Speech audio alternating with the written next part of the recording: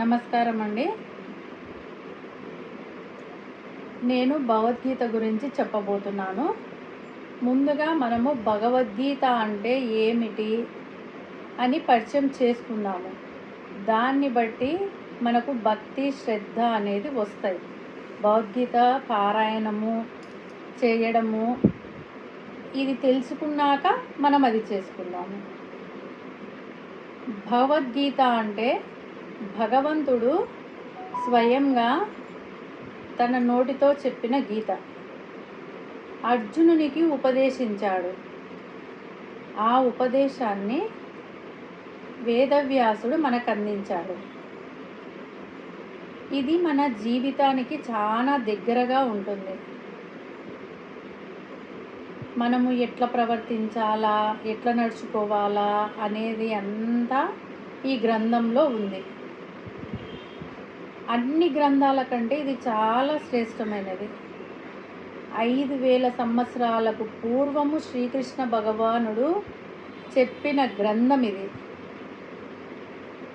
ఇన్ని రోజుల నుంచి చాలామందికి శరీరం విడిచినప్పుడే ఈ భగవద్గీత చదవాలనే ఒక అపోహ ఉండేది.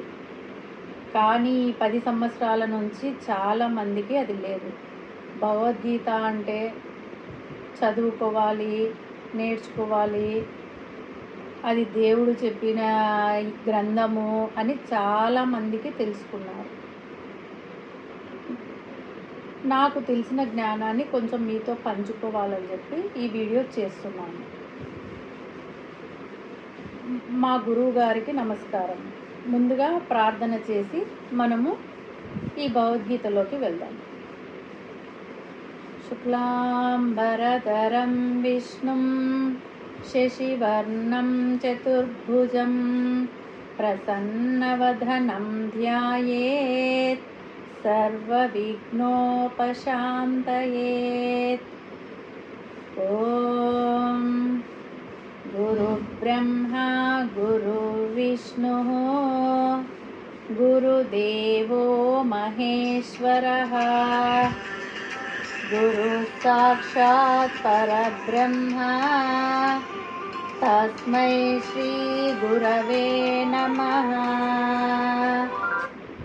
ఓం కార్తాయ ప్రతిబోధితాం భగవతా నారాయణేన స్వయం వ్యాసేన గ్రథితాం పురాణమునినా మధ్యే మహాభారతం అద్వైతామృతవర్షిణీ భగవతా అష్టాదశాధ్యాయినీ అంబా త్వామనుసందదామి భగవద్గీతే భవద్వేషిణీ.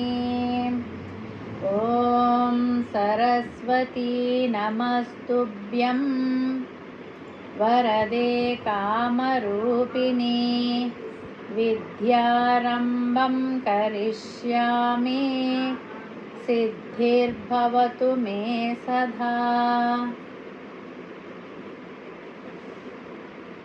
హరి ఓం. ముందుగా మా గురువు గారికి నమస్కారములండి. భగవద్గీత గురించి తెలుసుకోవాలంటే ముందుగా మనం కొంచెం భారతం గురించి తెలుసుకోవాలి. శంతన మహారాజు కుమారుడు భీష్ముడు తను పెళ్లి చేసుకుంటే పిల్లలకు సింహాసనం దక్కుతుందని చెప్పి భీష్మ ప్రతిజ్ఞ చేసి పెళ్లి చేసుకోకుండా ఉంటాడు. వాళ్ళ తమ్ముళ్ళు చిత్రాంగదుడు, విచిత్రవీయుడు. నేను క్లుప్తంగా చెప్తున్నానండి.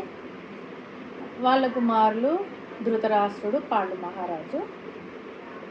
వాళ్లకు కౌరవులు, పాండవులు అనేది పుట్టారు. ఇది అందరికీ తెలిసినదే.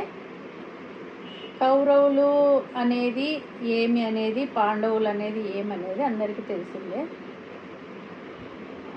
జూదంలో ఓడిపోవడం, చెయ్యడము అన్నీ ఇదవుతాయి. రాజ్యం అడిగితే ఇవ్వనంటాడు. అందుకనేసి వీళ్ళు కృష్ణ పరమాత్మ ఆదేశం మేరకు యుద్ధం చేయాలని నిశ్చయించుకుంటారు. ఈ యుద్ధము 10వ రోజున ముందుగా ధృతరాష్ట్రునికి వేదవ్యాసుడు వచ్చి, నీకు దివ్య దృష్టి ఇస్తాను, నువ్వు చూస్తూ ఉండు, అక్కడ జరిగేదంతా ఏమనేది నీకు తెలుస్తుంది అని అంటాడు. అప్పుడైనా కొంచెము యుద్ధం అనుకోమని చెప్తాడేమో ధృతరాష్ట్రుడు కొడుకులకి అని చెప్పి. లేదు, నేను చూడలేను, నా మంత్రి ఉన్నాడు ఇక్కడ, నాకు నమ్మిన బంటు సంజయునికి ఇయ్యి అని చెప్పి చెప్తాడనమాట. వేదవ్యాసుడు సంజయునికి దివ్య దృష్టి ఇస్తాడనమాట. అక్కడ జరిగేదంతా సంజయుడు చూస్తూ ఉంటాడు. ఆయనకు యుద్ధరంగంలో వెళ్ళినా ఏ అస్త్రాలు ఏమి చెయ్యవు, ఎక్కడ తిరిగినా ఏం చేసినా ఆయనకంటూ ఏమీ కాదనమాట. ఎవరెవరు ఏమేమి చేసేది, వాళ్ళ మనసులో ఏముండేది అంతా తెలుస్తుంటుంది. యుద్ధము మొదలయ్యాక 10వ రోజు భీష్ముడు పడిపోతాడు. భీష్ముడు పడిపోతే సంజయుడు వచ్చి ఇలా ఇలా అని చెప్పి చెప్తాడు.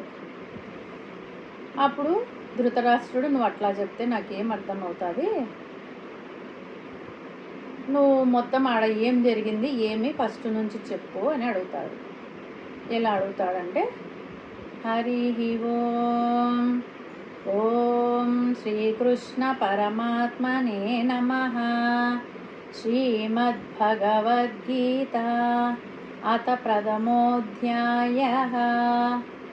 అర్జున విషాదయోగః.